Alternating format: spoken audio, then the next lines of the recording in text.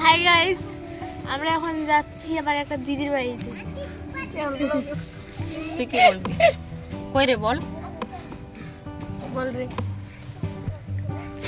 আর একজন কই রে? হিজাব পাটি। আমি বলতে জানি না। বলতে জানিস না? এই তো বললি যে বলতে জানি না। হাই এলিসা বলবে, হাই করো বেটি, হাই। এলিসা হেলো বলে দাও। এই সামাইরা হেলো বলছে, hi hi hi. Hello, hi. Short video on বাবা। হাই করছে।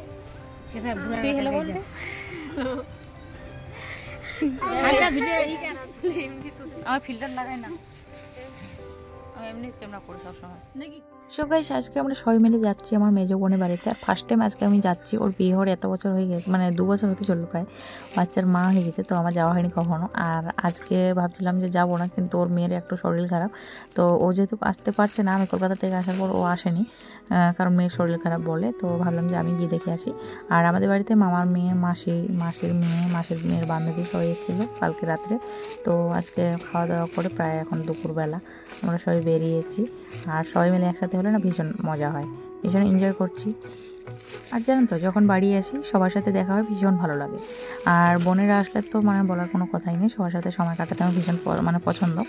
আর এদিকেও কেউ আসলে আমার ব্লগ করা সেরকম হয় না। তো আজকে ব্লগটা ভীষণ ছোটো হবে, তো যেটুকু করলাম তোমাদের সাথে শেয়ার করলাম।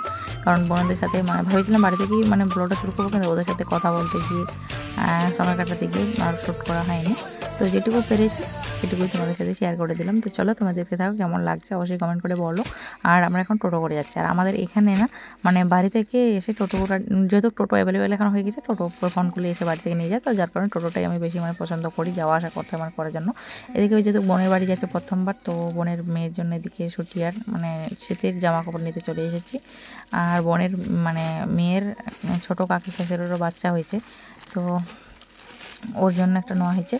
আর এখানে চলে এসেছি বন্ধুদের বাড়িতে। আর বন্ধুর বাড়িতে আসলে সেরকম ভিডিও করা হয়নি, তবুও একটা ছোট্ট ক্লিপ নিয়ে তোমাদের সাথে শেয়ার করে দিয়েছি।